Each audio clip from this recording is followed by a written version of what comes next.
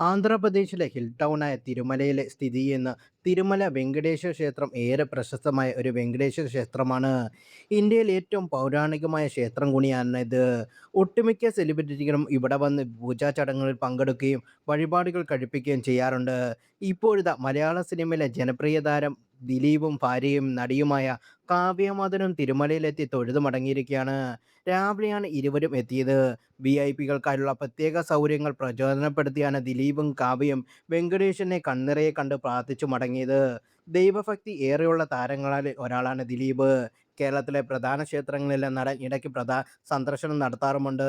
സ്വർണ്ണക്കസവ് കര മുണ്ടും മേൽമുണ്ടും ധരിച്ച് കേരള ലുക്കിലായിരുന്നു ദിലീപ്. ഗോൾഡൻ മഞ്ഞ നിറത്തിലുള്ള സൽവാറിലായിരുന്നു കാവ്യ ധരിച്ചതും. തടിച്ചുകൂടിയ മുന്നിലുള്ള നിറപുഞ്ചിരിയുമായി നിൽക്കുന്ന ഇരുവരുടെയും വീഡിയോകൾ വൈറലാണ് ഇപ്പോൾ.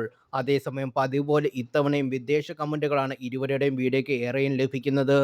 ഉള്ളിൽ നന്മയില്ലാത്ത ഏത് ഭഗവാനെ തൊഴുതിട്ടും കാര്യമില്ലെന്നാണ് ചിലർ കുറിക്കുന്നത്.